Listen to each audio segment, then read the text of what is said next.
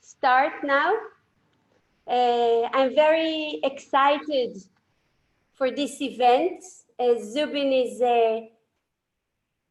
uniting us together from all over the world.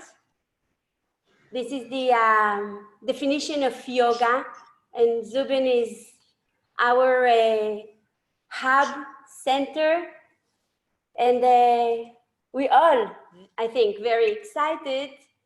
So thank you, Zubin, sir. Thank you all for joining the event. And now I give the platform to the guide.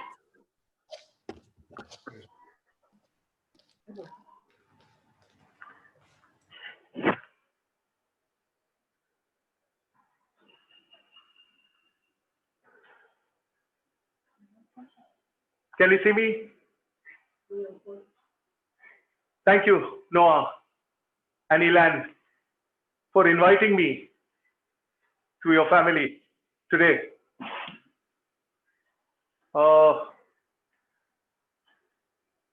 Let us start.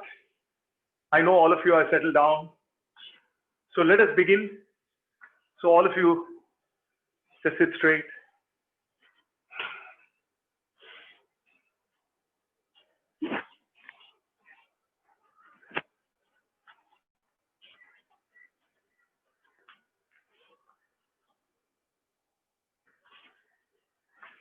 Hold your palms in front of the chest.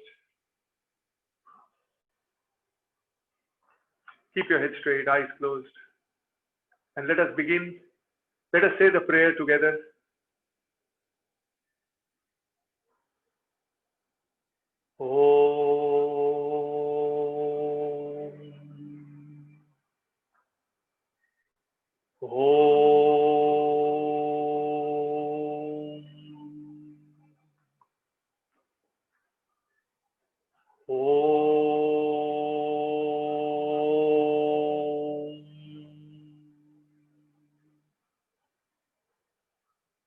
योगेन चित्तस्य पदेन वाचां मलं शरीरस्य च वैद्यकेन योपाकरोतं प्रवरं मुनीनां पतञ्जलिं प्राञ्जलिरानतोऽस्मि आबाहुपुरुषाकारं शङ्खचक्रासिधारिणम् सहस्रशीर्षं श्वेतं प्रणमामि पतञ्जलिं हरि ओम्।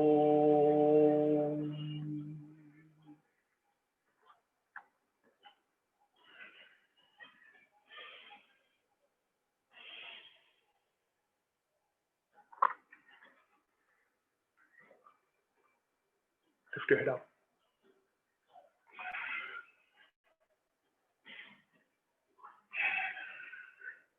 Shalom. Before we begin, okay, I want to just say something.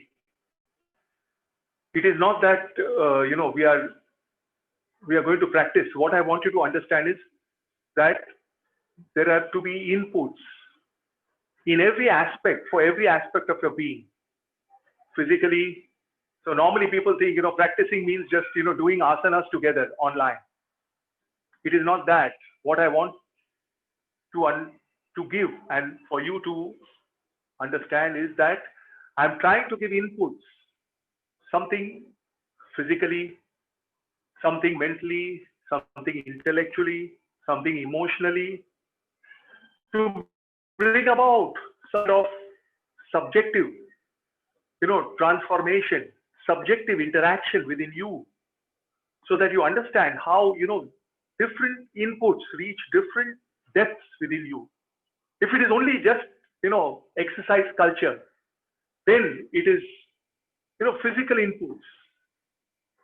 But this is a holistic, endeavor. So I want you to first have those thoughts of, today, how something, inputs for the physical self, emotional self, intellectual self, and how, all these things internalize within you. Try to rub off each other within you. Anyway, having said that, today, of course, we are in this situation. And because, of course, of this pandemic, and, I kind of heard through some people here, typically, in our society, there are all kinds of people having all kinds of views. And it kind of took me back to my time in TEL-AVIV when I was in Yad Vashem with Ilan and Noah, very briefly. So here also typically now, because people, of course, have been shook by this situation and all the fears come up that, oh, this, thing has been brought about by these kind of people, especially people who have never traveled, people who have never, come across another culture, another people. So all kinds of fears, all kinds of views, all kinds of opinions, all kinds of prejudices come up. That, oh, these people should be attacked. Such and such culture is not good. Anyway, we, of course, know that, there are all kinds of people. You have to try to understand another culture. And the first thing you do when you, go to a place is try to keep an open mind and see what that thing has to offer me. So with those words, because we are going to enter the inner culture within us. So it's very important for us to develop an attitude. So that attitude should include, something which Patanjali, the qualities which Patanjali recommends in the first chapter: Shraddha, faith; Virya, courage; Smriti, memory. You have to develop, all these qualities. And last, Samadhi, absorption, to become absorbed within oneself. It's very easy for people to say, oh, if you can't go outside, go inside. But when you start this process of going inside, you see how many fears, how many, what does it take to actually remain inside yourself? Because all kinds of fears, all kinds of biases, all kinds of weaknesses we confront. So it's important for us to understand when I'm taking this, class, that this is not, just one way of doing things. I don't want you to just, take my sequence alone, but I want you to develop the attitude of, what I bring to this class. So having said that, now I want you all to stand up. Please stand up.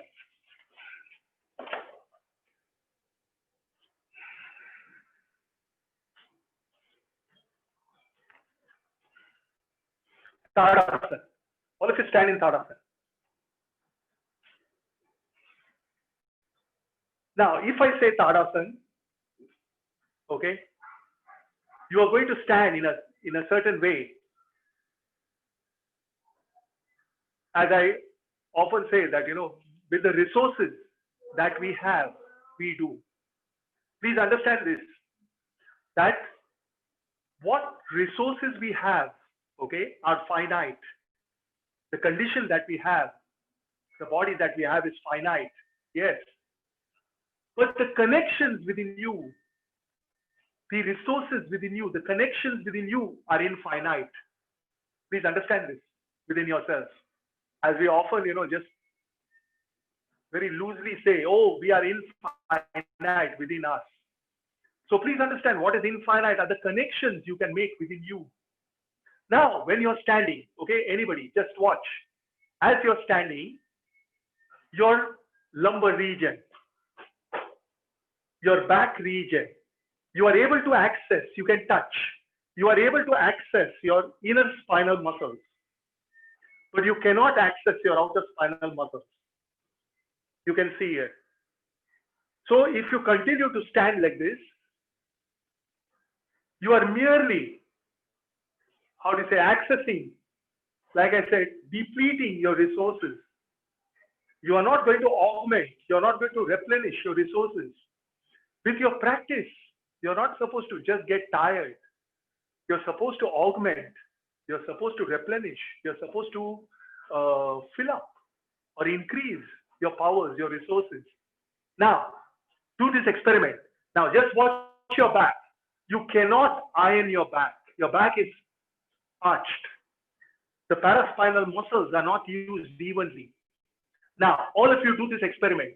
Sit like this, keeping your heels down. Sit.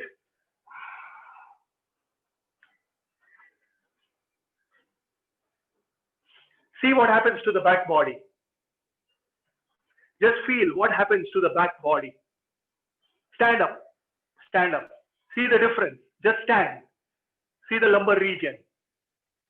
Okay. Now, once again, sit. Watch here. What happens? Watch the pelvic heads and sit. See how this body, see how your back body is ironed. Is ironed. Just watch your paraspinal muscles without lifting the heel. Don't lift the heel and try to sit. You can see. Now come on. Stand up. Now watch. Having ironed your back, see what happens to your standing. See what happens to your legs, how they are charged.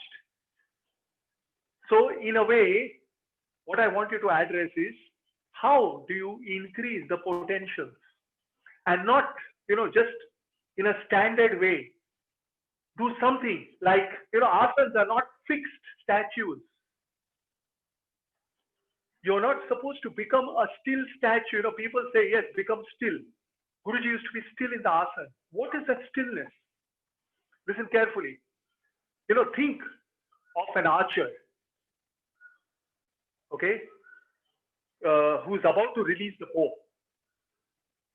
Just imagine that, okay? Imagine that image in front of your eyes. Imagine you have to do an asana like that. When an archer is about to release the bow, what is it? The direction that he clarifies. The tension that he has to bring about. The holding. Now all that, just before he releases that arrow, he is very still. But within himself, what is it? Is he a statue? Or the energy, how do you say, is coiled within himself to be unleashed? Similarly here, please understand, in the asana, you are not supposed to become a statue. You are trying to see how to maximize the energy in the asana. Just think, now every time you do the asana, what happens is, your energy is not maximized, it is minimized. You're getting tired. You can see, if I make you stand just in Tadasana, you will minimize your energy. It will not become like an archer's, action to release the arrow. So asana, you have to try to build yourself to that zenith, to that concentrated point where the energy can be released in an even way within you.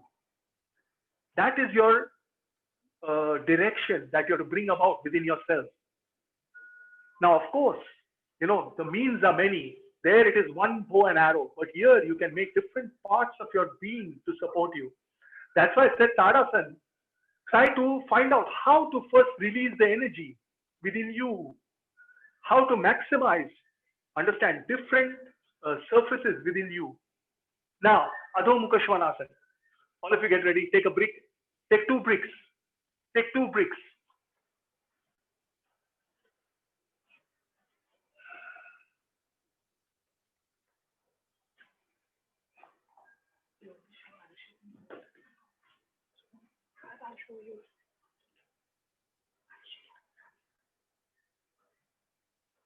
I'm just seeing. Please take 2 bricks for the heels, for the feet.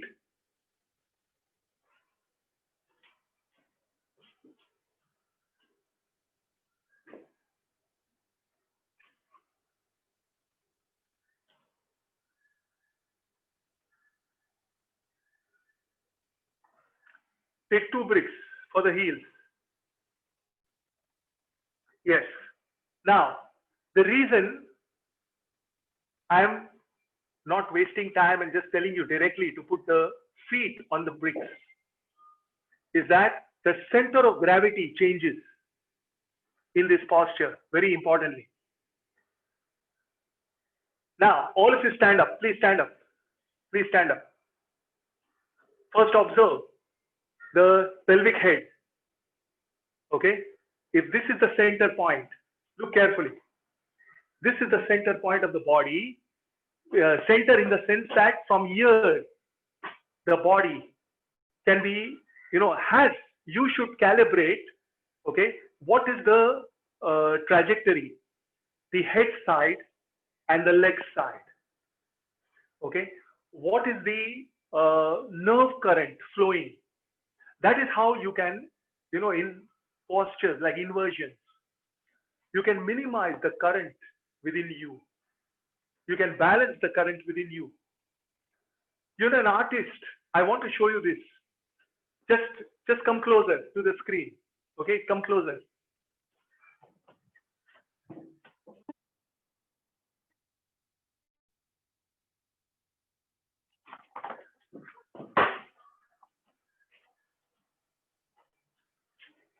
Look here. An artist, okay, see this, created an experiment. I want you to see this. Can you see, Noah? Okay. Can you all see this? We can see. Okay. We can see. It was an experiment done by an artist, okay, to show the center of gravity, this one.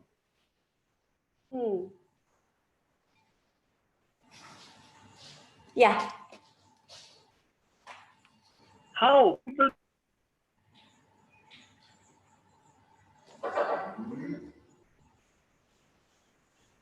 okay, single plank to the hip, the body can be balanced in a certain way. The energy can be balanced in a certain way within you.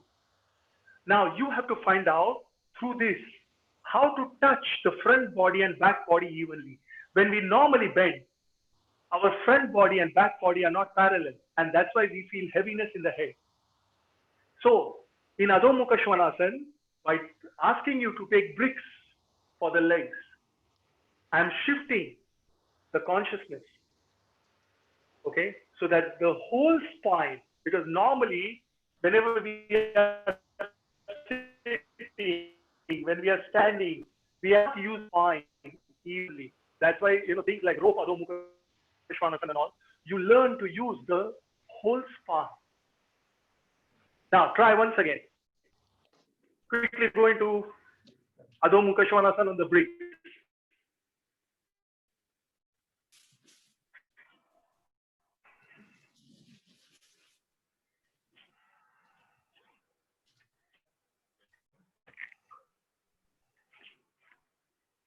Now keep your heels.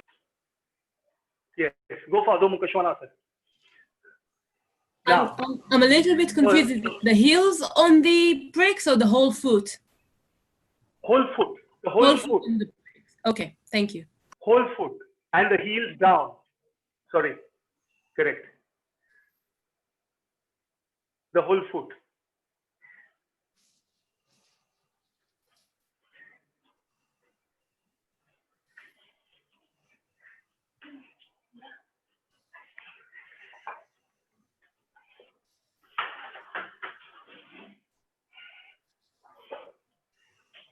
Now, keeping the whole foot on the brick. What I want you to do is that first, lift the arms, through the arms. Lift the energy. Lift, learn to lift the pelvic head. Learn to lift the energy towards the buttock region, the back body. So head also goes higher first. Don't try to descend the head first. First, try to see that the whole spine, up till the pelvic head, the back pelvic heads, the outer buttocks, the outer spinal muscles. Have you lifted it to your legs? First watch that. That height to lift is very important.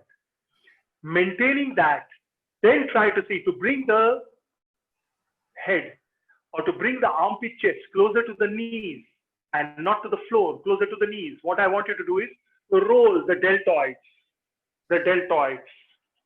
roll from inside out and try to bring the outer chest region. The outer chest region has to come closer to the floor, not the head. Resist the head. Resist the head. Okay, now come up. Okay, because Arushi is here, daughter is here, so I'm just asking her to, show with the camera some detail. Okay, please come closer and have a look. Arushi, come here.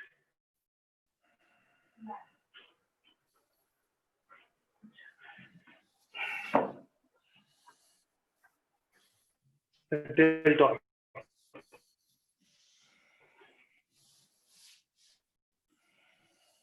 Please.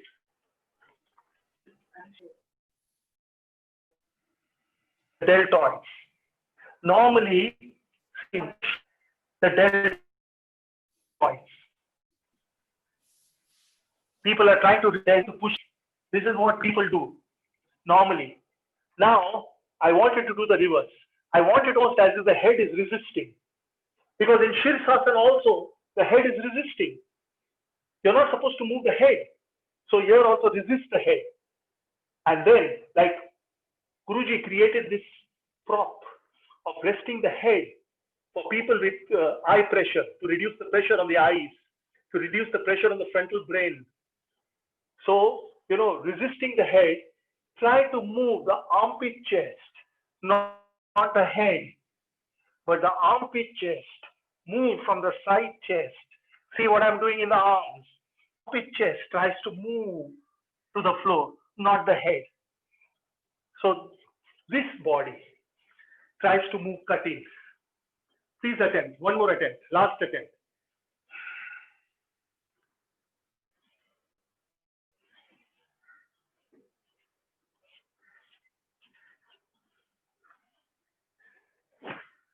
Because in Adho Mukha Svanasana, this Adho Mukha Svanasana, to a great extent, you get a direction which you don't get in the rope. When you're just hanging in the rope, when you're just using the props, please understand, you're a consumer. You're a consumer. You're not a creator. You're not a contributor. You're not contributing. Please understand, to the knowledge inside you. Now, the outer armpit chest. Sometimes you can take a brick for the head. You can resist the head and you can try to move the armpit chest. You can try to move the side chest. Move the side chest closer to the knees. And see how the whole spine is invigorated through this posture. Now all of you, please come up. I want to clarify. I'll be sharing with Elan and Noah, okay, some points which I made for this class, handwritten points. I can share with all the participants, okay, after the class. So you can, read at the same time, listen to this commentary. So having said, because I said something that, when you're just using the props without understanding the direction, you're a consumer. You're not a contributor to the knowledge within you. What do I mean by that? Please understand this intellectually. We, in the past, we have had people who contributed to the development of our arts, sciences, philosophy. Like, for example, Aristotle or Archimedes. Now, today you might say, a college student might say, oh, I know more than Archimedes. the science of hydraulics, okay, or the physics, which Archimedes knew, today a college student, okay, knows more, understands in a better perspective. So just reflect on this. How much, science has evolved today, what knowledge we have. But at the same time, this college student, okay, we will not say, he will not be among the annals of the greats that we will discuss in our history. Because it was Archimedes, okay, who contributed his knowledge. He contributed the knowledge to develop. This college student just now is just a consumer of knowledge. He's still not trying to synthesize that knowledge and bring about some deeper understanding within, or some deeper understanding of nature. So similarly here within yourself, please understand that. Don't try to understand the difference between when you are a consumer and when you're a contributor to the knowledge, to the growth of the knowledge inside you. So you have to aim for that. How, through this practice, how am I becoming knowledgeable about certain processes within me? Now, having said that, all of you stand up. We are going for standing poses.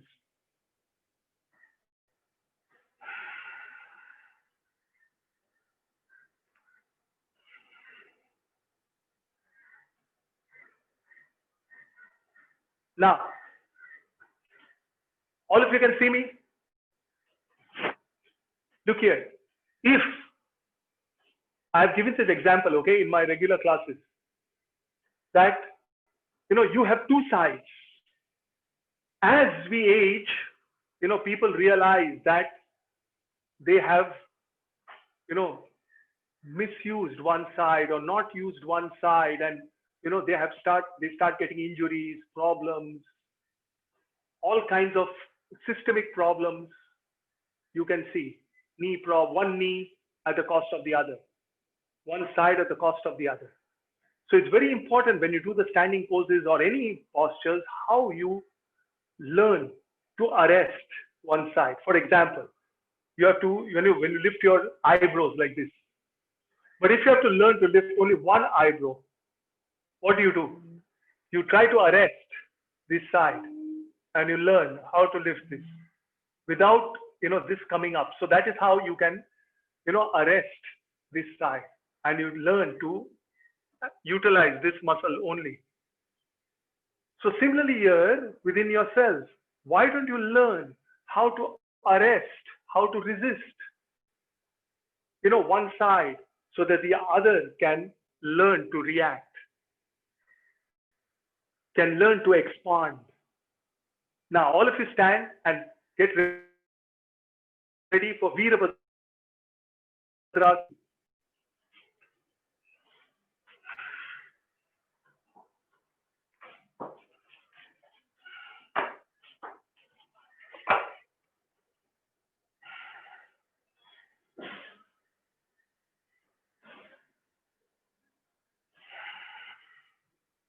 Jump and spread your feet 4 to 5 feet apart.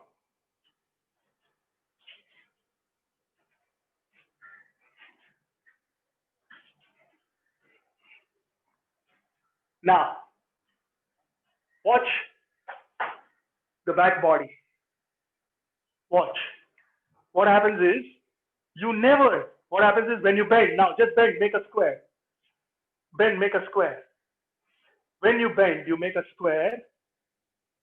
You are actually contracting the back region. You are not expanding the back region. Just watch here. As I told you in Tarasan, you iron this region. But in Virabhadrasana too, you contract here. You shrink here. Watch here. Now, that's why sometimes you have to learn to resist. Here, we put a rope. We learn to resist this side. And we extend the buttock. We extend the buttock.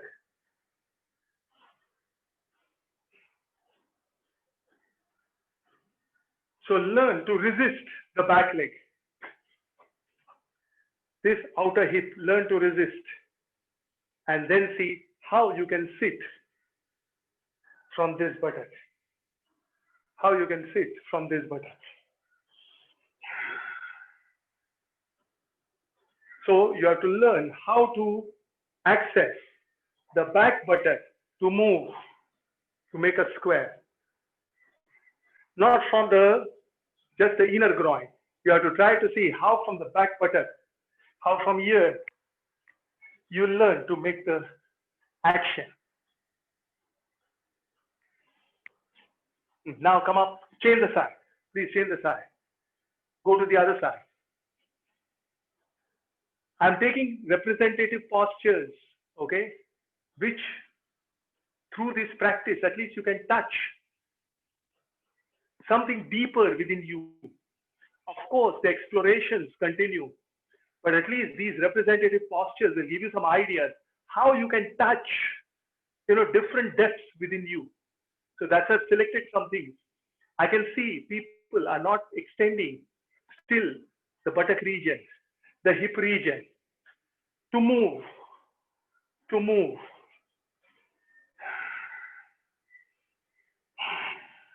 So learn to revolve this. The only way you will be able to, understand the action of the thigh, the root of the thigh, is to try to see how, after this pose, how your pelvic head revolves the root of the thigh. Now come up. Now, take a brick for the frontal foot.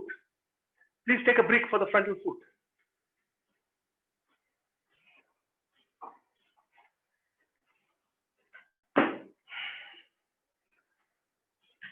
I should just see if they can see my foot. Yes.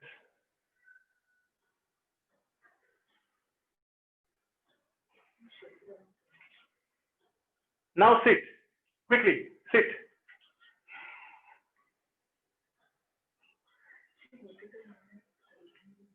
It's okay. It's okay. Keep rotating. It's okay.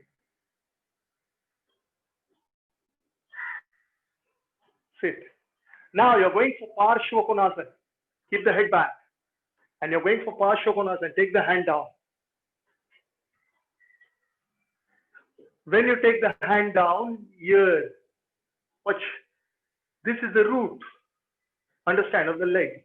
And here you can access more than what you would do without the brick. Now take the hand down. It is exactly trying to see how you can resist the frontal body, but go down from the back body. Now slowly come up. Please change the side. Change the side.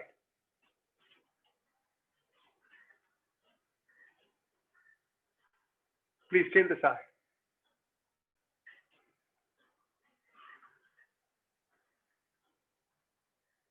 You may think, oh, this is just,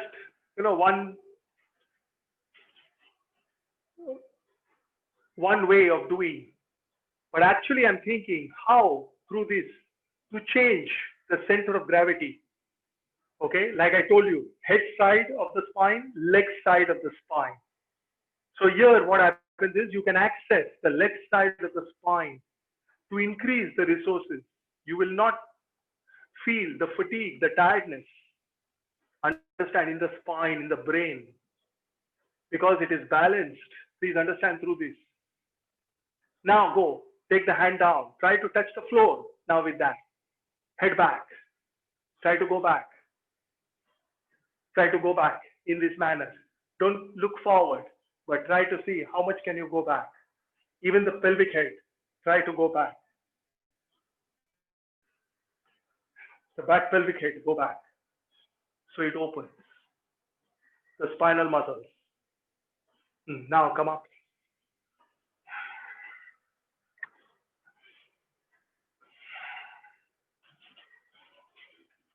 Now stand.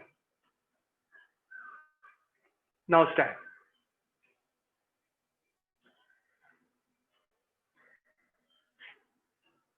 I hope you're getting a sense of what it means to work. Please understand. Sometimes you have to arrest the frontal body and extend the back body.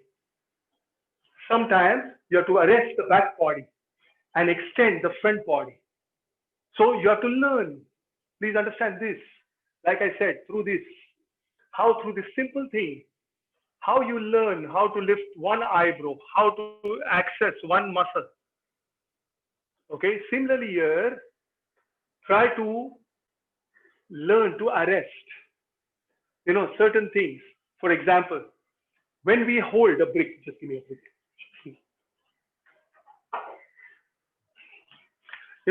When you're holding a brick, it's not that you're just holding a brick. You are trying to arrest this skin. This skin, you are trying to arrest, hold, and extend this skin, this surface. You are trying to extend the skin towards the fingertips. Others normally we extend like this, but we cannot access this surface. So, for example, this thing helps you to understand how to arrest the palm skin and extend the metacarpals. Similarly here, now when you're standing, your metacarpal tarsals, your legs, the front surface of your legs, this surface and this surface. How are you going to balance in different asanas? How are you going to continue the action to expand? So sometimes you have to learn to arrest certain things. And that's why people with back problems, the same Parshva Konasana was taken in a supine condition. I don't know if you just want to see, I can ask Arushi to just show. Geeta ji used to take in the medical class for people with back problems. She used to say Parshva Konasana in a supine Parshva Konasana. Why? Because the frontal body is arrested and the back body can expand, become expansive. Just watch.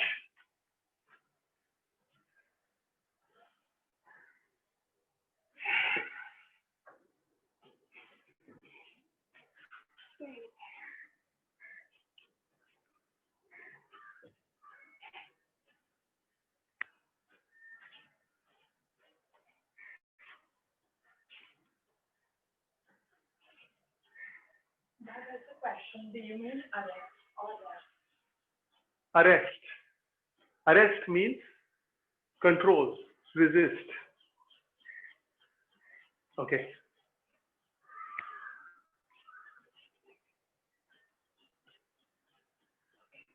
So I hope you can understand now when we do standing poses, we are not able to expand. We just contract everything. We become hard. And our resources are diminishing. We are not replenishing. Now, I will give you an example of what it means, okay, by juxtaposing, by rubbing two poses against each other. Now, get ready for Parshva Tonasana. Parshva Tonasana. Take your right leg forward, left leg back.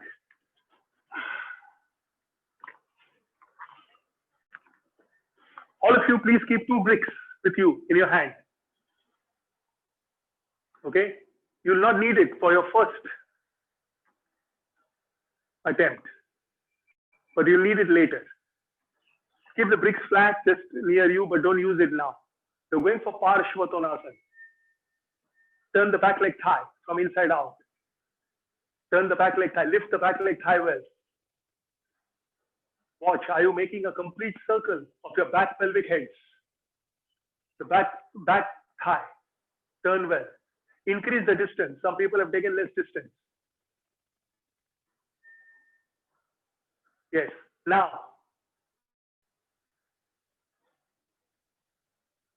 Extend your arms up and now go down. Please go down. Extend your arms up and now go down. Now rest your palms on the floor first, either side of the foot. Not on the brick, not on the brick. Take on the floor. Now those who can, take the hands, walk back with the hands towards the back foot. Resist the head.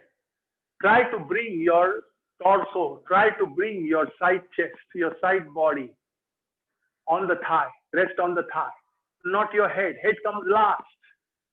Head is by the way, but try to bring your side body.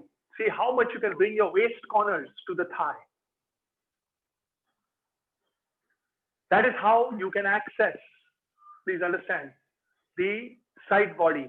Also, how to make the front body and back body to meet, to connect, to integrate. After all, many a times, Guruji has given us this imagery of revolving. Roll your arms. What does it mean to roll the legs? Roll your torso. So energy is contained within. Now, all of you use the brick. Please use the brick. Take your hands on the brick, either side of the foot. Take your hands on the brick, either side of the foot. Yes. Now, bend the leg. Keep the back leg heel down. Don't lift the back leg heel. Bend the front leg and lift the foot, lift the front leg up in the air. Lift the front leg up. Come up, all of you come up. Look here, please look here. You are not doing it. No, no, no. Come up, please come up. Look here, have a look.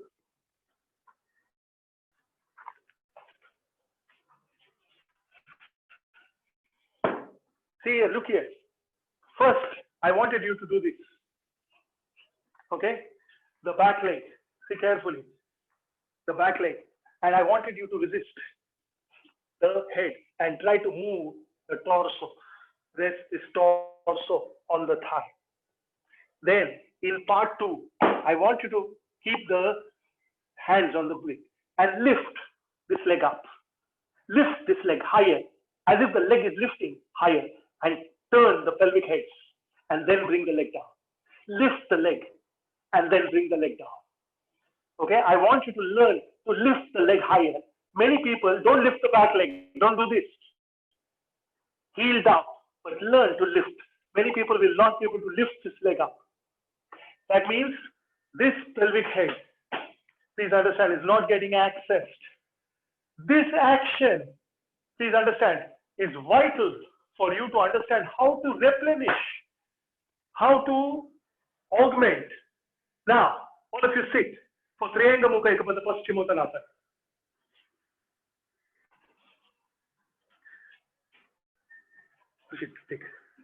Shoot. Look here, sit like this. Iyengar Mukha Ekapada Paschimottanasana.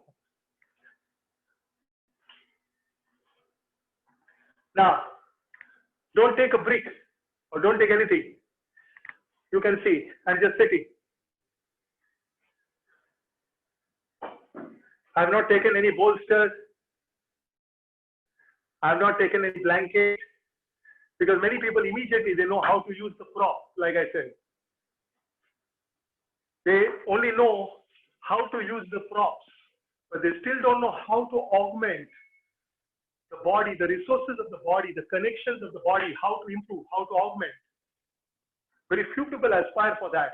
They know how to use the props and balance, but how to, augment.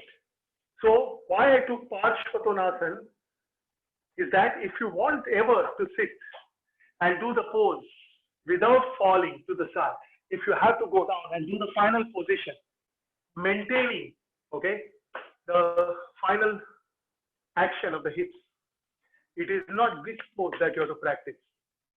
It is Parshvattanasana, that action which you have to imbibe for this pose.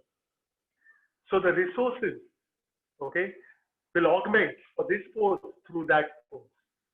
So try to understand juxtapose. Develop this idea, how to juxtapose that pose for this pose, how to augment the resources. Now all of you go back. We will come to this pose, okay? Go back to Parshvattanasana. Get ready.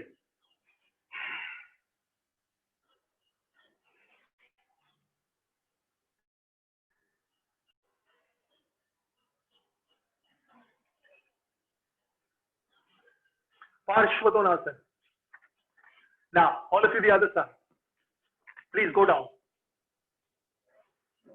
Take the hands down.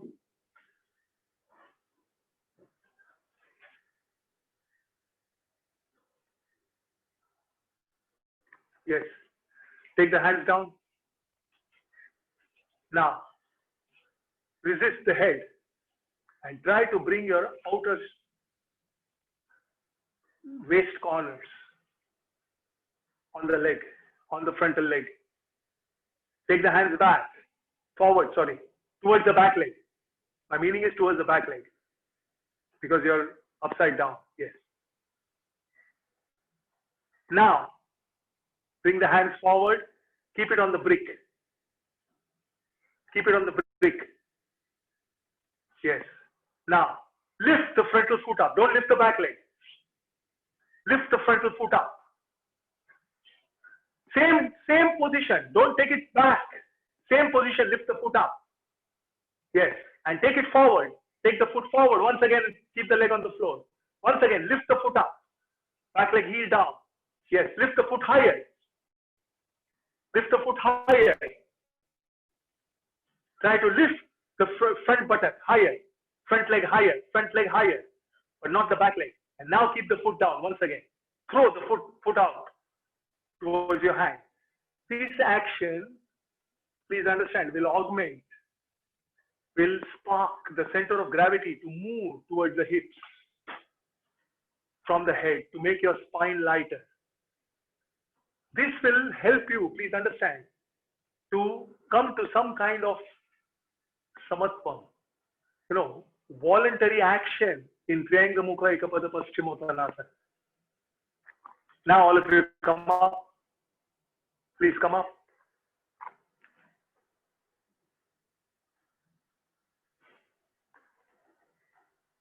Triangle Mukha Ekapada Paschimottanasana, just imagine, is like involuntary breath at night. When you're sleeping, you are breathing. The nerve centers in your brain take care of the breathing. Reflex actions in the brain, reflex nerves take care of the breathing. Now you're voluntarily breathing. Please understand. Similarly here, Triangle Mukha Ekapada Paschimottanasana is an involuntary. You have to first voluntarily create certain action to reach the condition. For you to reach this, the breath cycles in your sleep, because in the sleep too much, you have to learn to let go. But here you can act. You can use your volition. You can use your intention in a more detailed manner. So understand this approach. Now all of you stand up. Go for Virabhadrasana 1.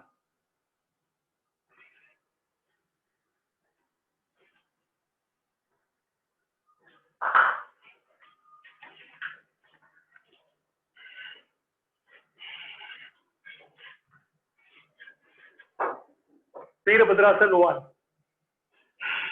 Stand. Turn the back leg. Take your hands up. Bend the leg. Fix this. And now take the hand down. Fix the hip. Don't move this. Don't move the back leg. Press the back leg to the floor. Heel. And now take the hand down. Like Uttanasana. Come up. This, please understand, is more powerful than Uttanasana. Because in Uttanasana, your back, please understand, is not convex, it is concave, it is arched. And that's why I understand the hips are not in the center. But here, to a great, the right side and the left side can be revolved. So your Uttanasana action, the spinal muscles can release faster. Now go down. So learn this 2-3 times. Fix the hip. If you cannot fix the hip sometimes, you can fix the hip against the wall. You can fix the hip against the wall. You can take a brick and then you can move. Come up. So see how the pelvic heads, the back pelvic heads spread. Learn to spread, which doesn't happen in your normal Virabhadrasana one action. Change the side. Please change the side.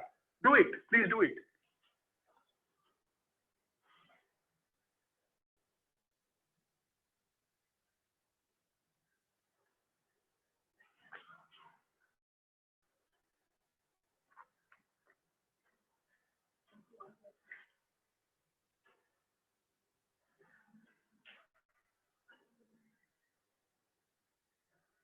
Actually, online,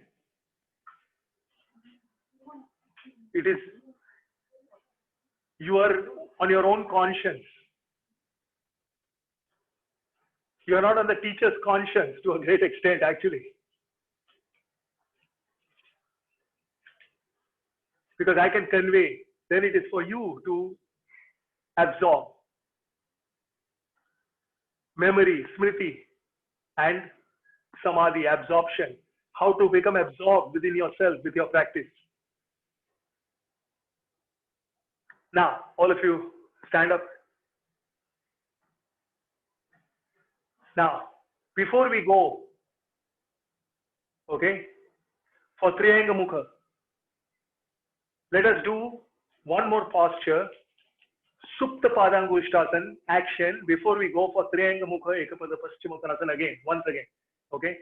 Supta Padangushtasana action. Now, all of you lie down. Look here. First, please have a look. Normally, in Supta Padangushtasana, okay, it becomes imperative for us to stretch this leg. And that's why many people use the belt to stretch the leg. And as long as they can straighten the leg, they feel that they have done Supta Padangushtasana. But like I said, it is more important for you to experiment, for you to augment the resources, try to find out, am I making new connections within me rather than just using my resources. So it is more important for you to access the root of the leg. So here, now, not just to straighten the leg, but in fact, keep the leg bent like this. And now, the more important action is this leg. Learn to lift this leg down to bring this thigh more and more down, this buttock down. If you can see what I'm doing here, I'm almost rolling because you can see you have rolled on this side. You're not able to access this lifted leg buttock to the floor at all. So learn to hold this bent leg. Don't straighten the leg, bent leg. And learn to lift this leg. Learn to lift this pelvic head, not the leg. Don't lift the leg. Learn to lift the pelvic head and roll on this buttock. Roll on this buttock. Roll on this buttock. I don't know. Can you see? Can you get an idea? Okay, you can just indicate. Yes? Okay. Can you please do it?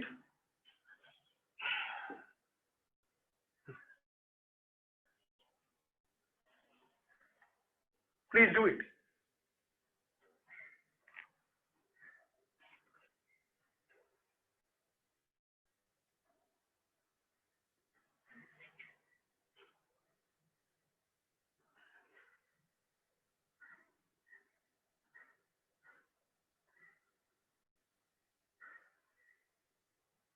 Yes.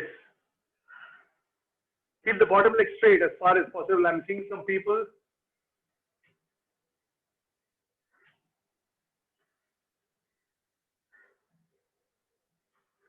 Yes, roll on that. Change the leg. Please change the leg.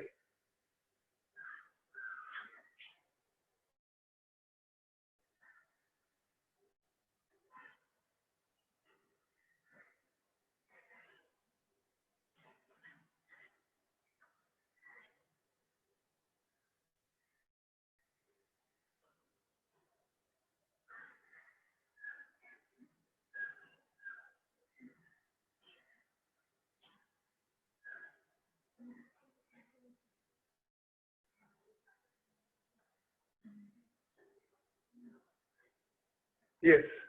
Chin the leg.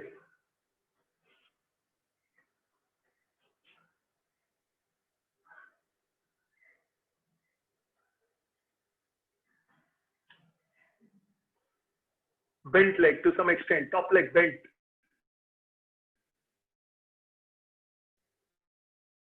Keep the top leg bent. Bottom leg. Lift the bottom leg up, sorry, and roll on the top leg. Keep the top leg bent. Some people are keeping it straight still. You can hold the foot with both the hands. Hold the foot with both the hands, yes. You can use the belt if you cannot reach. Now release. Finishing both the sides, release. Now please come up. Now go for Triangle Mukha Uttanasana.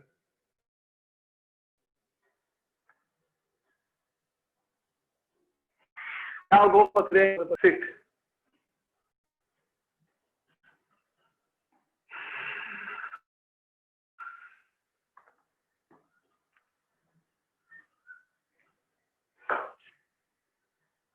And now see, if you're still falling to one side, please understand how you have to work on this, the back surface of the leg.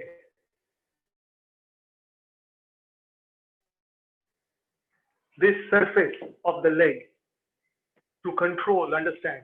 And that, like I said, comes with your voluntary practice of Parshvottanasana, Virabhadrasana 1, Virabhadrasana 3, not, directly to learn and try to force in Triangle Mukha Uttanasana. Please understand this. It is like your, breathing. Your voluntary breathing, you try to change, and then your sleep patterns will be augmented, will be replenished. So please understand this. Now those who can, watch. Are you able to access the back leg and then go down? Go down. If you cannot, still if you're sleeping, you can go back to Supta Padangushtasana. One, attempt that. 2-3 times. The others, those who can do, now go for Triangle Mukha Uttanasana. Now go down and see. Observe.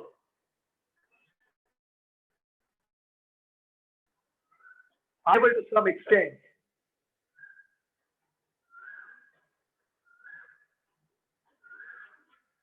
Arrest the frontal body and extend the back body, the back skin, the back thigh. Are you able to extend from there?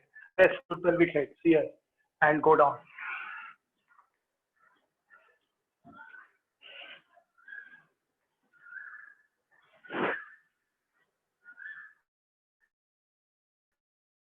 Please change the side on your own. Don't be fixed.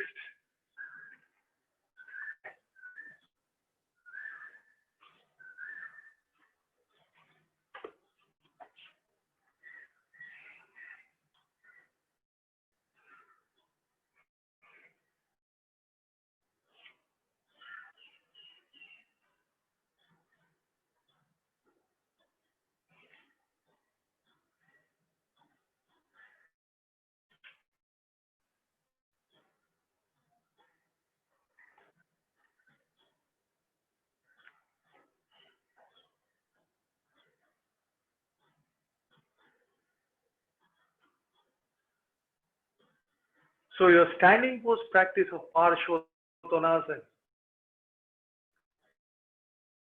Trivrata Trikonasana, revolving Trikonasana, those postures will greatly change the access to the back legs.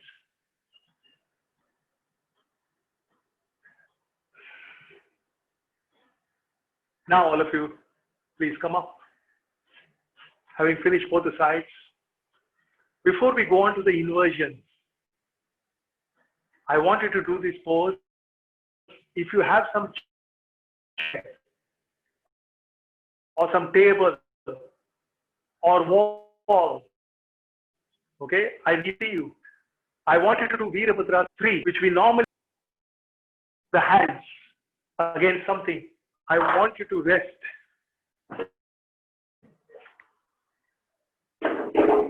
Your forehead. I want you to rest the forehead and then lift the leg up. For the simple reason that you to understand how you're using the sides of the spine. How much weight is developing on the spine. It gives an idea before you go for inversion, before you go for Sirsasana, before you go for Sarvangasana, before you go for back bend. Stand. How less you're using your outer body. And that's why the weight on the head, because here you don't get that indication. You don't develop that awareness of what is happening to your side spinal muscles, your side body. So when you rest the head and you learn how to access your leg muscles, your side body, your revolving action of the back leg, the cutting action of the front leg, you will know how to reduce the load on the head. Please try that. If you don't have a stool, table, chair, you can use the wall. You can just rest your head against the wall. And you can learn to lift one leg up. Don't let this buttock go up. Please try.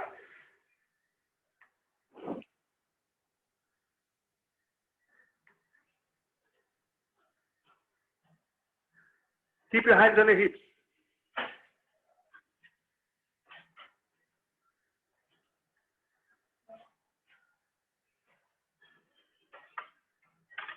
Yes, the back foot also turn. The back foot also turn. Turn well. The heel, the back foot heel.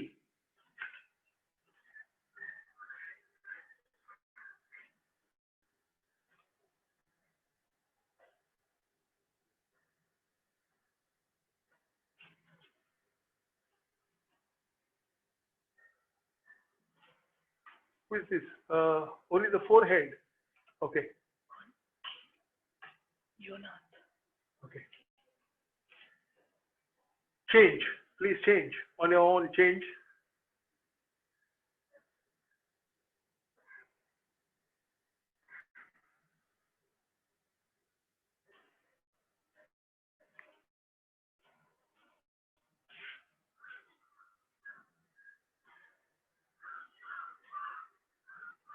Yes.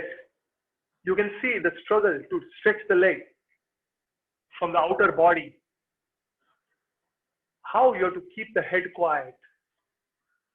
How you have to learn to diffuse, to shift the energy to different parts without letting the head become heavy.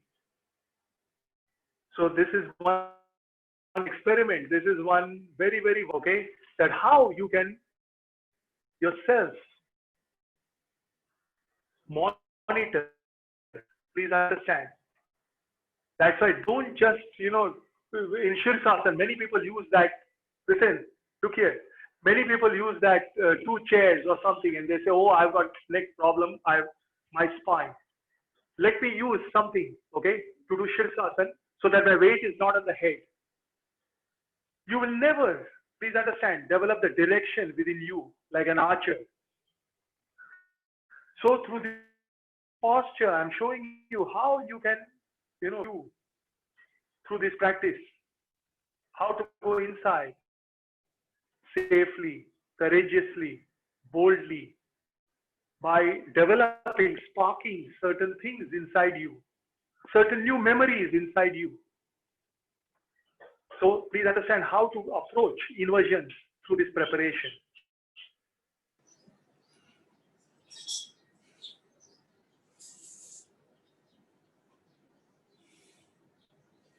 Shirsasana.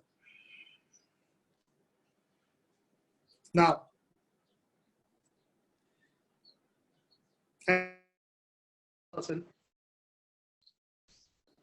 please understand how your breathing is changing within you. You know, before this pandemic started, I hope you can listen. Just listen. And I'm also in Shirsasana with you. Before this pandemic started, if someone had, mentioned such facts like if you sneeze, when you sneeze, 40,000 droplets you release in the atmosphere, we wouldn't have cared. We would have said, we don't need such facts. Why are you saying this? But now, post-pandemic, such facts have become, so relevant, so important to us. When you sneeze, you release 40,000 droplets. Imagine, from yourself, you spread. When you're speaking, you are releasing 2,000 droplets, particles, emitting from your mouth, from your nose, from your breath.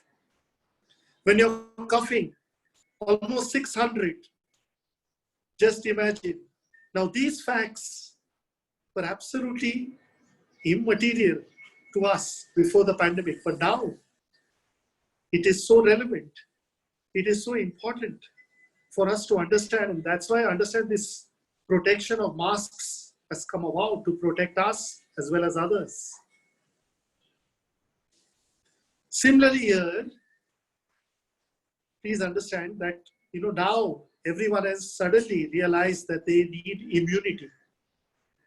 But immunity is not a fast food movement. Immunity is like slow food process, slow food movement. Every day, as I mentioned to a few close friends, that I'm building up myself, my breath, my breathing penetration, my breathing depth by staying for 25 minutes in Shirsasana, 25 minutes in Sarvangasana, so that my breathing, my inhalations, exhalations, which normally are in certain zones of the body.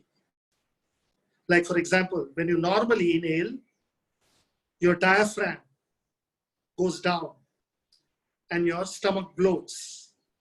But here in Shirsasana, the correct Shirsasana, you can see the abdomen, the diaphragm to some extent, because of the inverted position, can be accessed in a different way, so that your breathing touches a different depth. Your breathing can help you to access different channels inside you.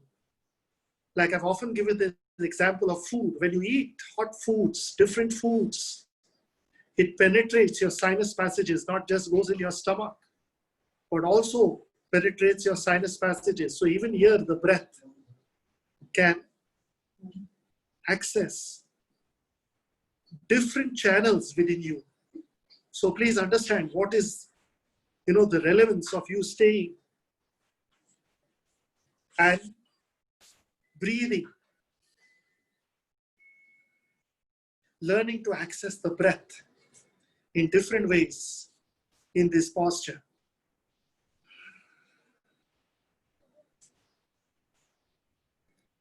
So understand that this Shirsasana has different breathing potentials to give you. And rope Shirsasana also, which I do, has different potentials to give you. Here, the inhalation is like high tides and low tides. In certain times, there is high tide. Certain times, there is low tide. So similarly here within you, in this Shirsasana, it is inhalation, tight, major. In rope Shirsasana, it is exhalation, tight, major.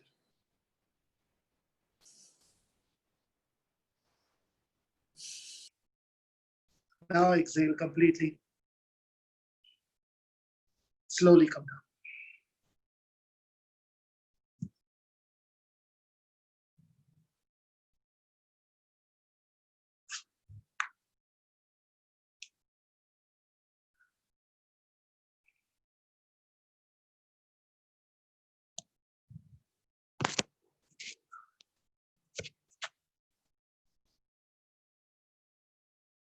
Now, all of you lie down on your abdomen, on your frontal body.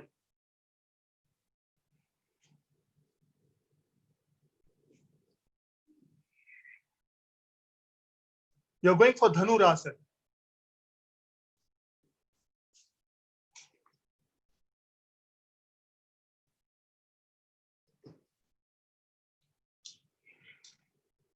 You know Dhanurasana. You're holding your ankles.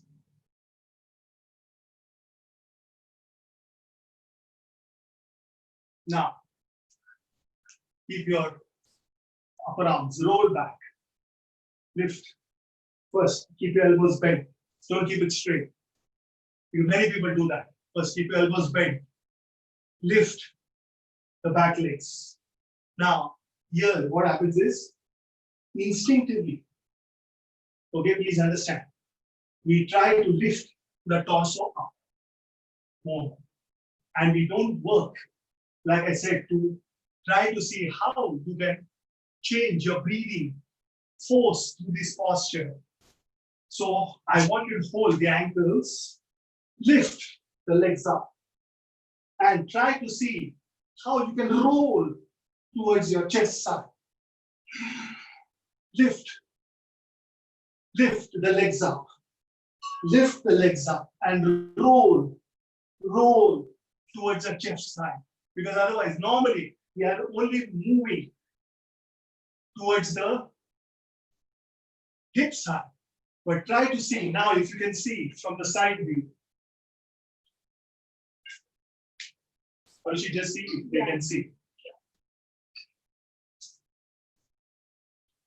I'm rolling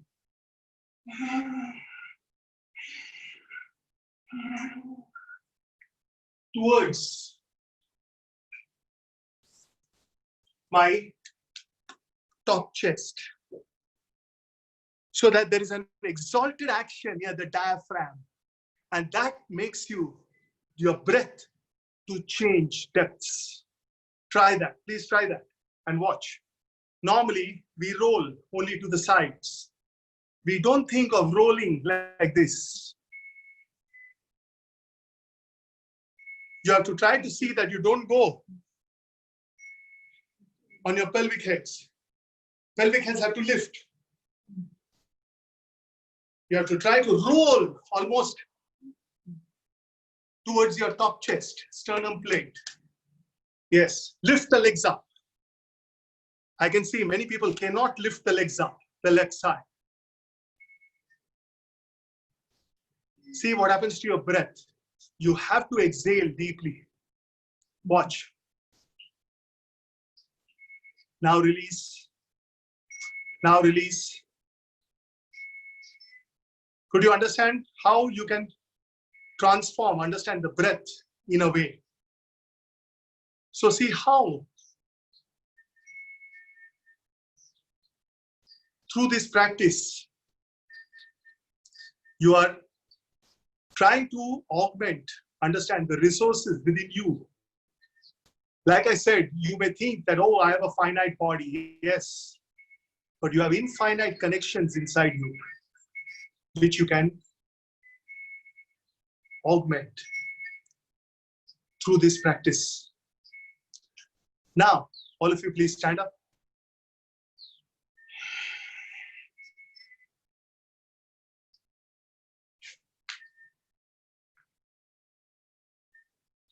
And go near the wall.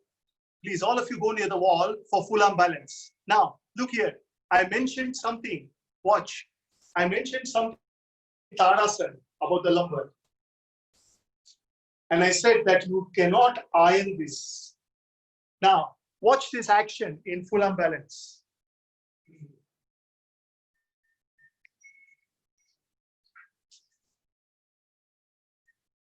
So I want you to go near the wall and not do the full pose. Normally, we do this.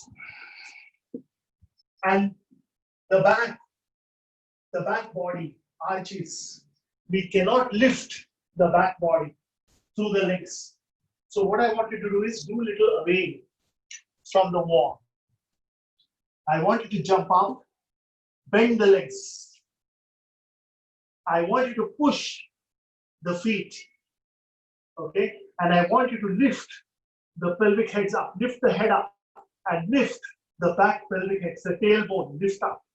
Pressing the feet to the wall, pressing the feet, lift the back body, the buttocks up, and not arch. Otherwise, this is how you stay.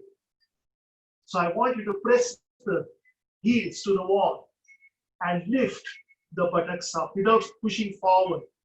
I'm not pushing forward to fall, but I'm trying to see how I can make my back body to be iron. If somebody cannot do full arm balance, is not ready for full arm balance, you can go for Parshvottanasana. Look here. You can go for this action. Okay? This action. Here also, this is actually the full arm balance in Purvottanasana, where you lift the buttock region, the tailbone region, outer buttock region. You learn to lift up. So, this action, those who can do in full arm balance.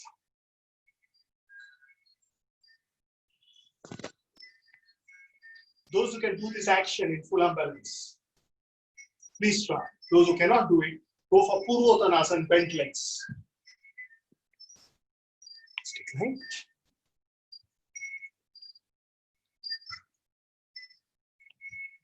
The voluntary action that you invite from full arm balance and Purvottanasana, I want you to continue that when you go for back bends, so that you don't break, you don't create,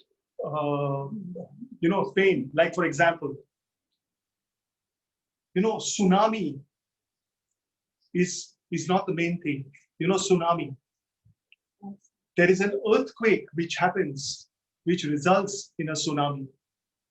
Similarly, here within you, everyone sees, the external thing of back bends, but inside they don't see the plates.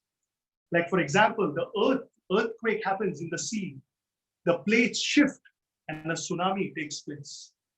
Similarly, here within yourself, you have to find out how to adjust the plates within yourself so that a tsunami of pain, the tsunami doesn't take place, because otherwise back bends are like tsunamis within you.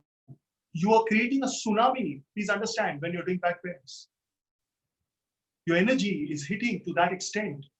Certain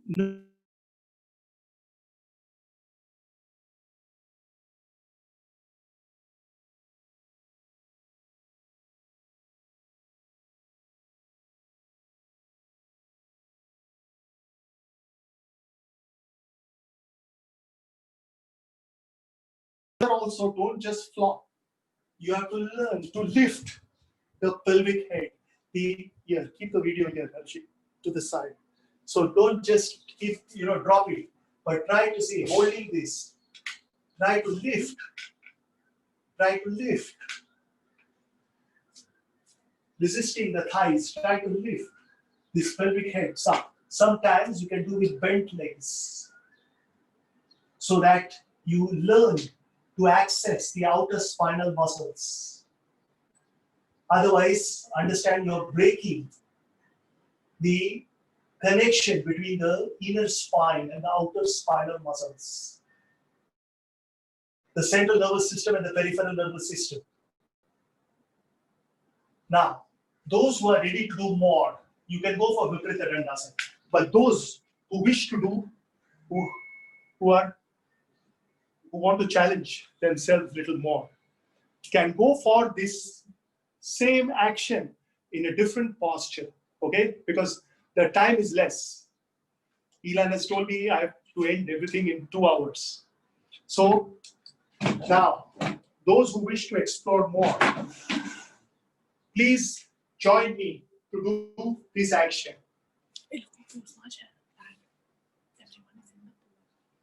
Okay, let them do.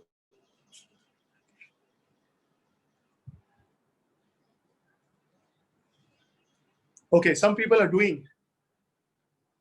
Harushi just told me some people are doing Viparita Dandasana. Now, if those who want to do more, listen, who want to explore more, come out of the chairs. Come out of the chairs and go for this posture.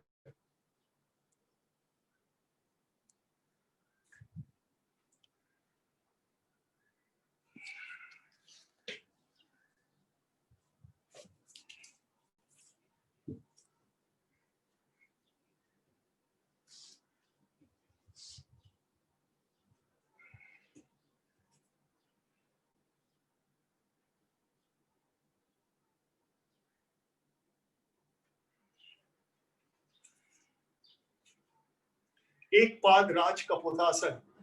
One. Serious action. Now, the most important, Harushi, come here.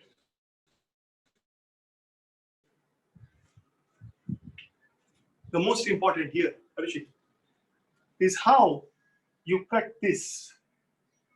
In Viparita Dandasana, I told you, learn to access this, lift here. Now here, you have to learn to hit this down. That is how you can arch from here, the outer spinal muscles. Those who can, hold the wall and try to cut that buttock. You can see what I'm doing. How to access here. If you cannot sit on the floor,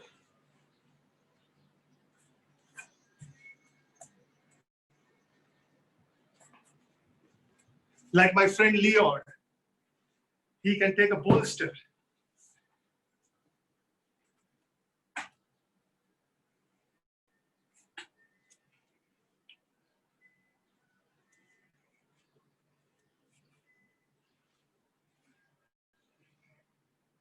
And you can learn to access this button. To keep this button down and to press the back leg high on the bolster.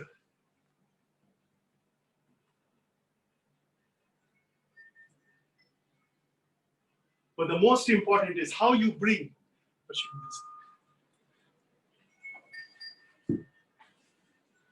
I'm removing the bolster.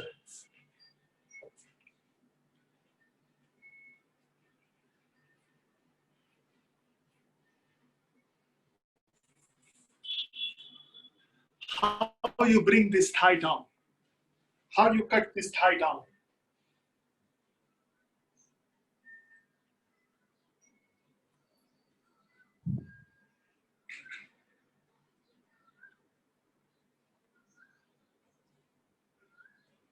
For you to access the pelvic head, the pelvic corner. This, please understand, is so important because many people do back pains.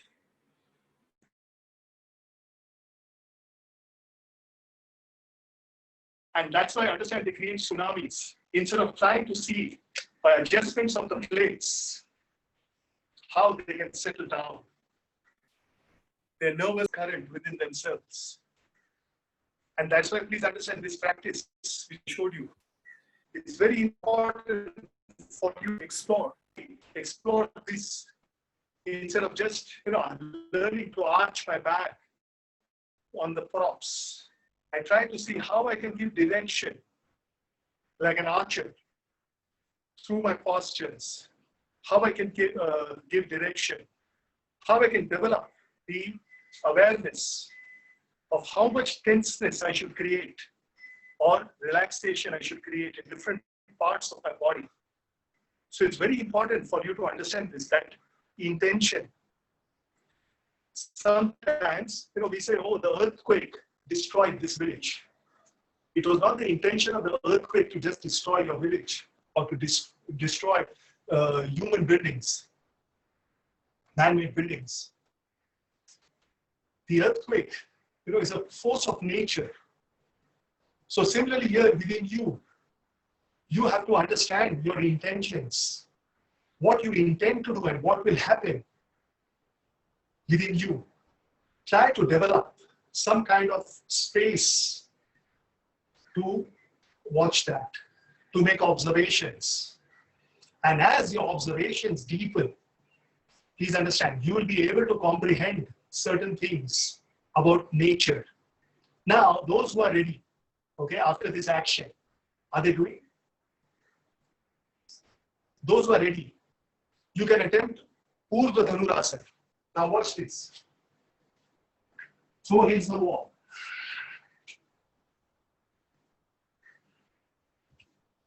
Now, when you go for Urdhva Dhanurasana,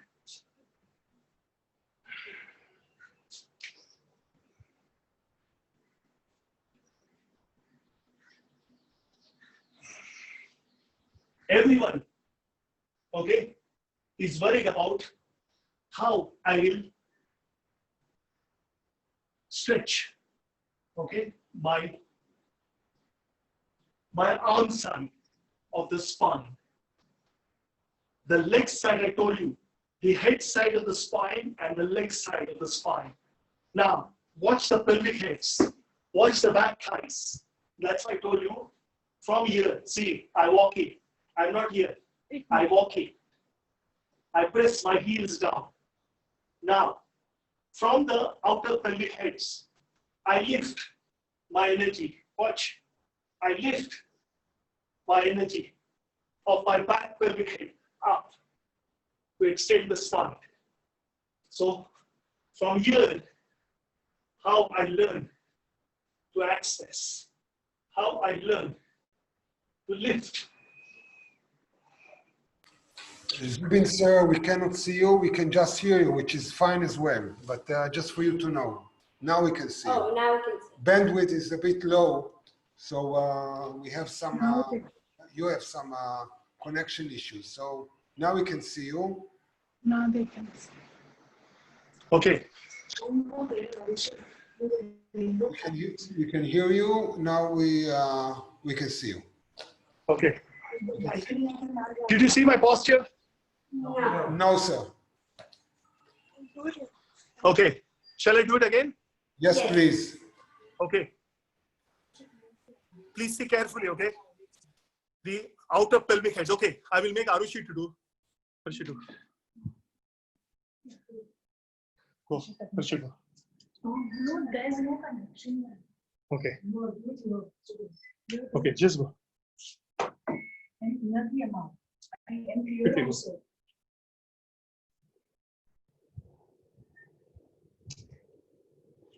Now watch carefully.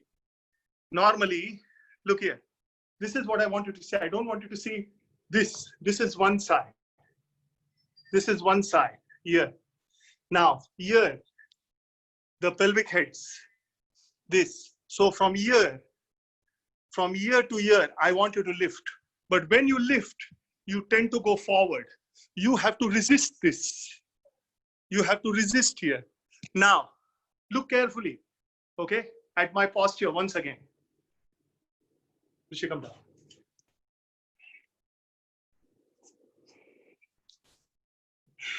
Yes, yes.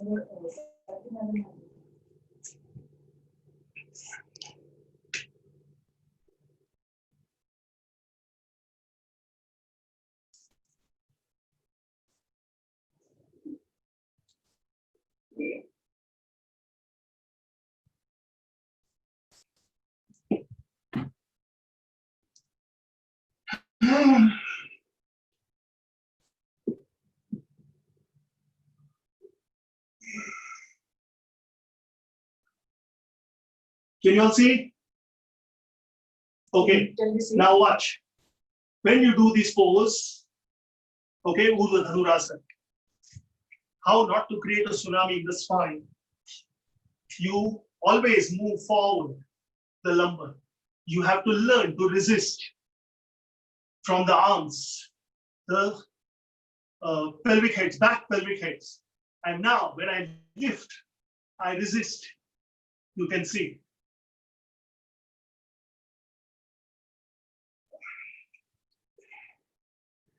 Could you see that? Here? Okay. Now please make an attempt. Quickly go against the wall.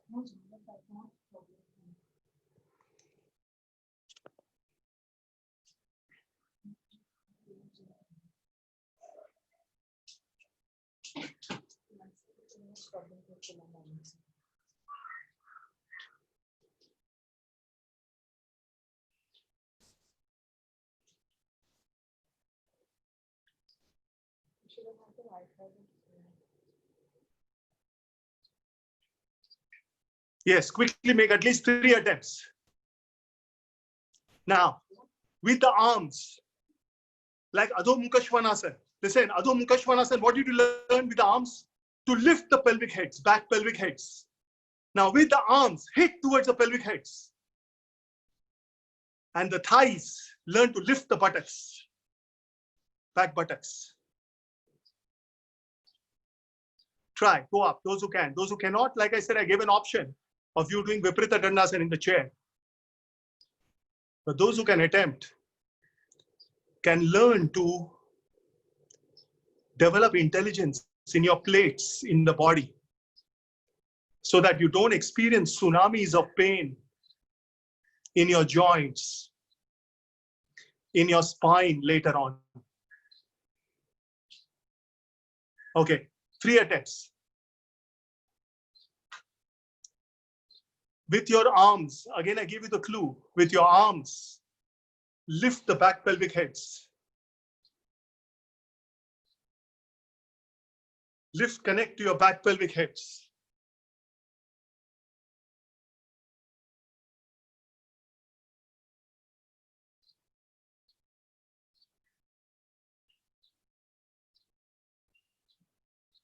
Yes, and now lift the thighs. Lift your thighs. Higher and higher, back thighs.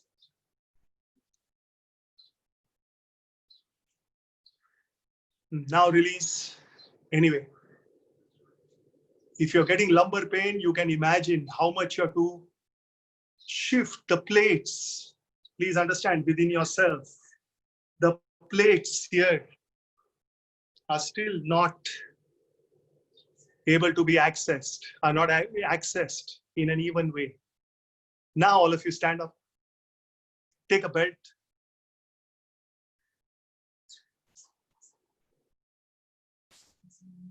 Take a belt, take the blankets and go for Sarvangasana. Look here, all of you please look here. What Sarvangasana I would like you to do? Horse against Kanam. Top, 4, 5, 5 is done.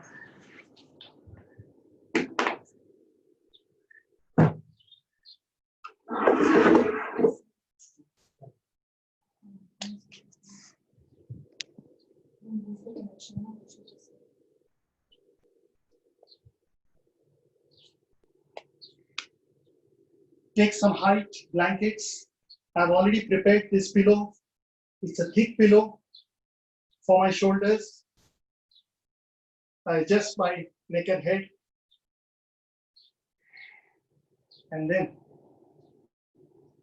I fix my arms. If you need a belt, take a belt. Now, normally we say Sarvangasana. But I want you to bend your legs, press against the wall like full up balance, and learn to lift, not push forward, but learn to lift the buttock region, this region, to release the back from back bends. And if you can maintain that and rest your feet to the wall, slanting like rope Shirsasana, but with the arms active. Like chair Sarvangasana, but with the arms active.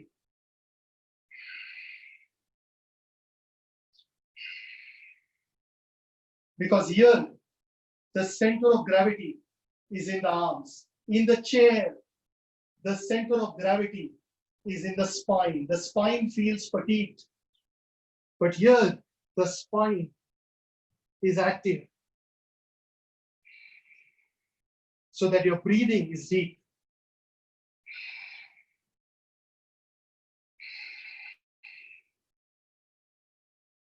So this Sarvangasana, I'm taking for 6 minutes. In the beginning of this problem, I mentioned that, we all wear protection for us, for the virus not to go enter through our passages. Okay, we have 9 gates in our body, and the virus mostly enters through these gates here.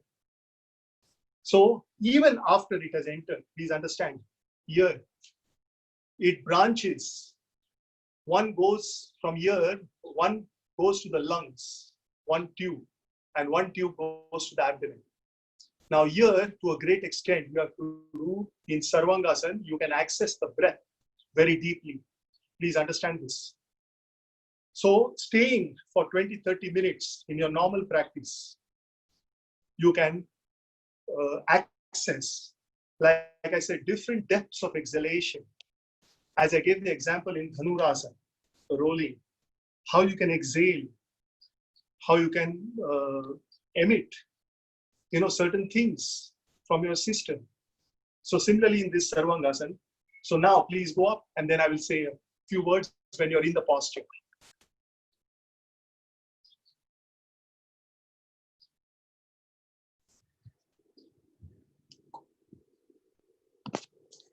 Please go up into Sarvangasana. Prepare yourselves. Do it.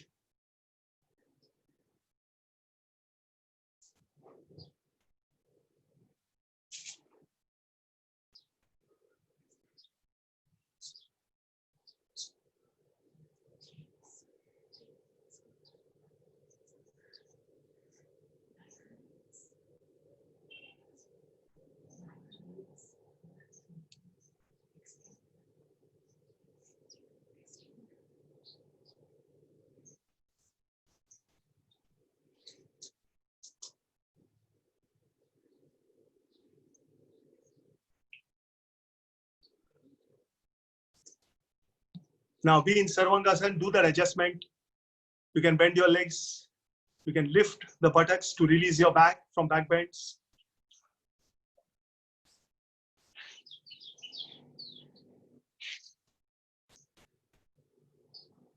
Gal, go closer to the wall. You're too much away from the wall. Gal, yes, please go closer to the wall.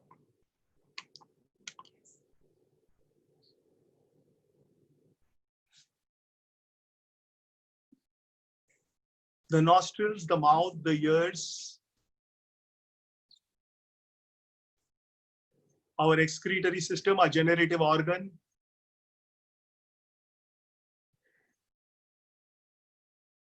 the eyes, these are the gates.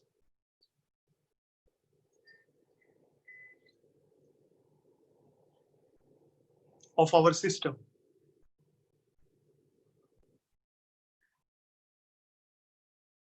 In Sarvangasana, and like I said, this inclined Sarvangasana, you can lean your legs, like I said, bent legs. If your back is sore, you can release, but keep your arms, upper arms powerful. And now stretch your legs out. Stretch both the legs out. And now stay there. And like I said, today we might be time bound by this class, but in your own practice, don't have this, restriction. Try to explore more, as if you're exploring different seasons in the posture, in this asana. Become one observer of nature. Just imagine one tree. Imagine the trees around us. In different seasons, though we feel, oh, they are, we think they are static, they are still. But you can see in the different seasons how they react, how they respond. In summer, they grow, they expand, they become expansive. In autumn, they shed their leaves. In winter, they are under lockdown like us, voluntary lockdown. They lock down within themselves. So see how in different seasons, the tree which we think is static still is changing, is responding. But we human beings, just think what we do in the 4 seasons. Only our clothes change. We don't change at all. Only our clothes change. We don't change. Our breaths, our systems have not changed at all. And that's why we have so many reactions within us. So many tsunamis within us. So as you stay in Sarvangasana or Halasana or Setubandha Sarvangasana within yourself, or rope Shirsasana like I do, I was sharing with different friends that you have to experience as if you're experiencing the different seasons inside you, in your body, in your mind, in your breath.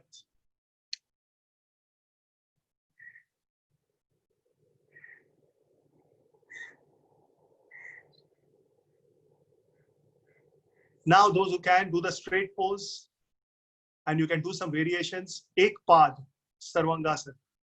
Right leg forward.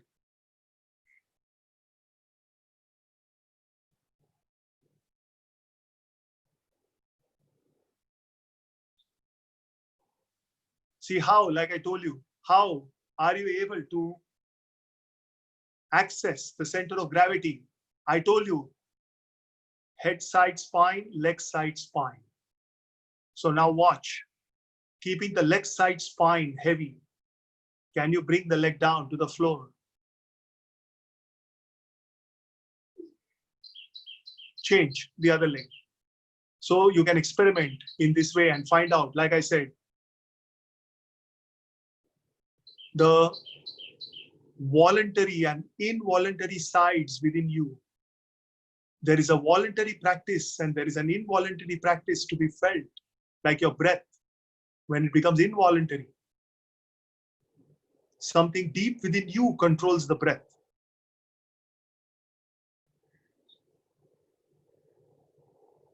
But you have the means with this practice to transform it. Now all of you slowly come up.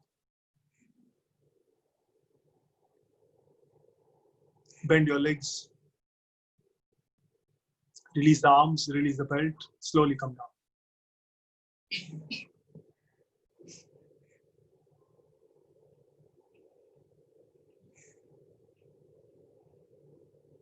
Lie down with your legs up, or Supta Baddha Konasana, Shavasana with the legs up.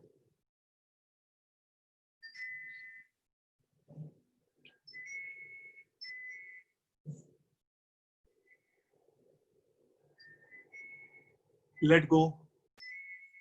Lie down in bent legs or straight legs on the chair or whatever you have at home, against the wall, or even in the center, bent legs, Supta Baddha Konasana or Shavasana. Close your eyes. Let go the arms. Position yourself.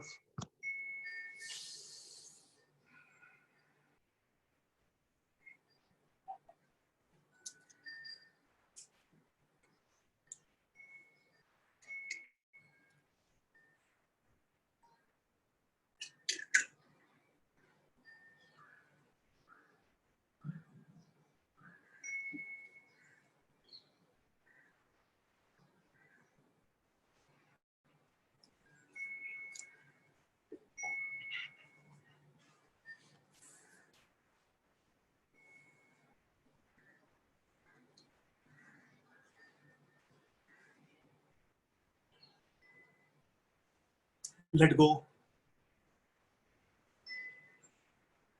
There is a voluntary shavasana and an involuntary shavasana. So in the beginning, you have to voluntarily, you have to become sensitive to the different parts within you and how to let go. Your limbs,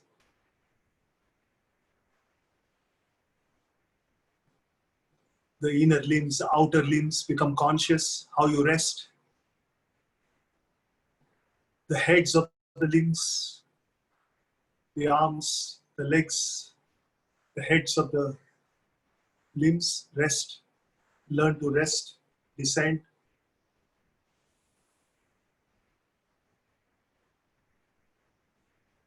Your senses.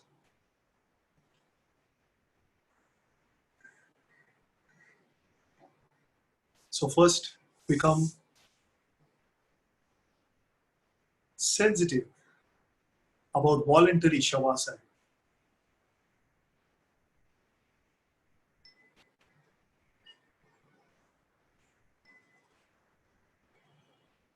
Like samadhis are of two types, sampragnata and asampragnata samadhi. Asampragnata happens, fructifies. So similarly here within you, the shavasana, voluntary shavasana, is something which you have to become conscious about.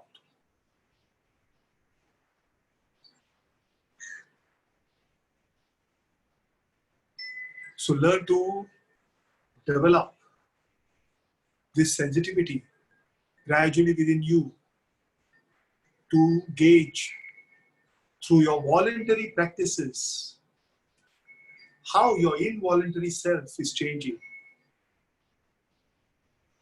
how your involuntary breathing, how your involuntary rest, how your involuntary dynamism is changing inside you. That will give you clues on how deep is your practice.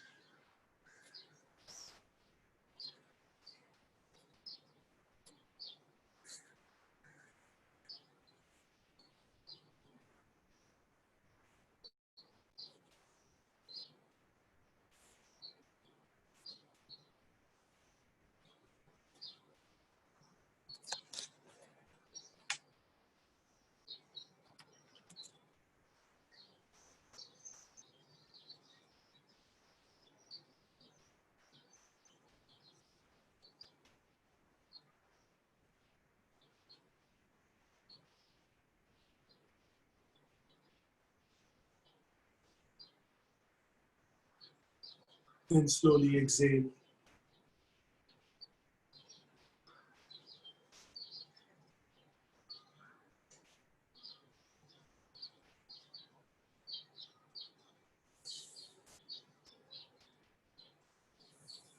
Exhale.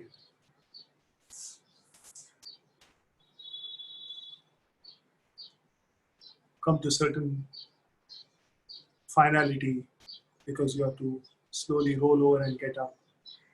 So exhale more than inhale. Then slowly roll over. wait there. Slowly open your eyes, then come up.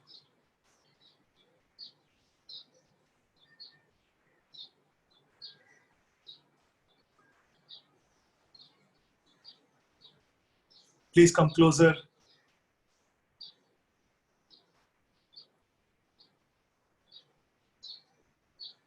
The only way you can come close to me is to come close to your monitor. That is all we can do today. We can't go for coffee after the class. But since I'm addressing, okay, very importantly, my very dear Jewish friends today, exclusively. In fact, it's the first time I'm, taking for a big group online. When Noah told me, I said, yes, I was very enthused. For one simple reason that, whenever I read, and I want you to take this as my message today, very importantly. Okay?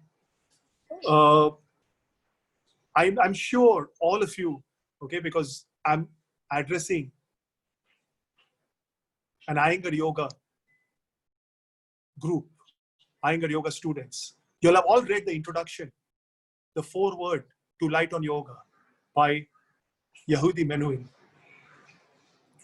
And it's not that I'm saying it just because he was Jewish, but I want all of you, especially, like I said, to read that again, but not before you have written a foreword. So what I want you to do is to understand, how deeply this person, who was also a student of Guruji's, like all of us, any student of yoga, before he wrote the foreword, he had practiced yoga with Guruji for 10 years or 12 years. Okay, in the foreword, he writes 15 years of yoga, and with Guruji, he had done about 12 years of yoga practice. And without saying that, otherwise normally we just use words like yoga is an art, yoga is philosophy, yoga is religion, yoga is spiritual.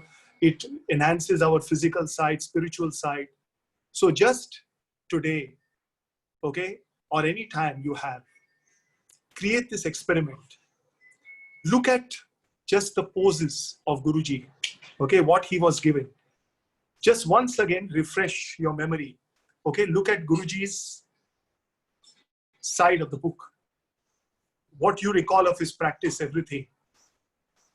And take a paper or wherever you want to write something. And just write a foreword, imagining you are Yehudi Menuhin. If you have been given the responsibility by Guruji to write a foreword for this book, to introduce this book, and to launch it to the world, to give it to the world, okay, what you would write. Then after having written your piece, okay, read what Yehudi Menuhin has written. And you'll be amazed, believe me, you'll be amazed at how much he has touched with so few words. He has touched the physicality, the spirituality, the philosophy, the art. And plus, he mentions this very important point that with this practice, Mr. Iyengar brings not a burnt sacrifice, but himself raised to the highest potential. He doesn't give an empty, burnt sacrifice to the Lord, but he gives himself raised to the highest potential.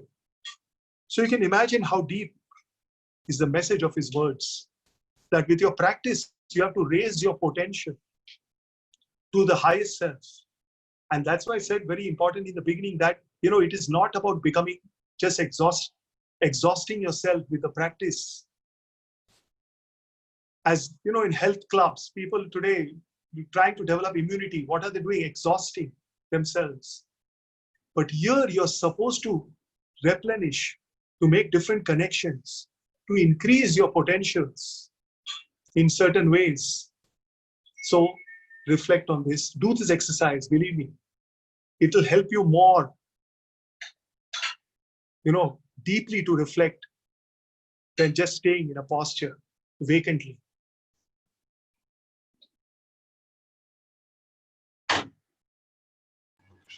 Thank you, sir. Thank you, sir, very much. Thank you, all of you that joined us. Thank you.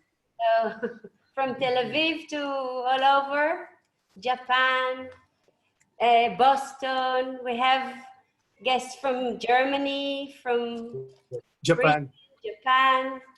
UK. So, Just okay, it's one. a great feeling. Yeah. Great feeling. Thank you. Thank you. Thank you.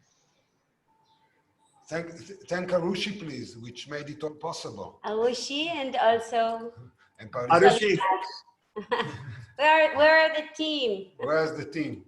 Where is the team? Team members. We want to see the people behind the camera. Arushi!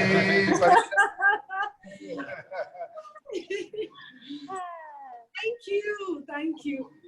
Thank you. Hope to see you soon, guys. thank you, Noah. Welcome. Thank you all. Thank you all. you. Thank you all.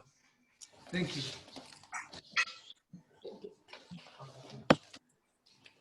טוב, יופי.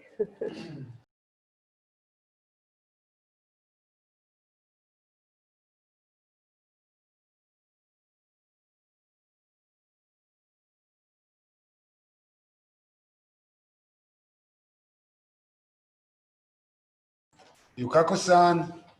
הנה. איפה? Yukako-san, unmute yourself. יפה שלום. Where are you? Oh, Now, can you hear me? yeah. Thank you so much for inviting me. It was really happy to be together with your guys. It was great practice. Thank you very much. We miss you. We miss you very much. We have to see you soon. Yes. Have a good evening. Oh, kisses. Bye. Bye-bye. Thank you. מה היו הדעות? המון תודות.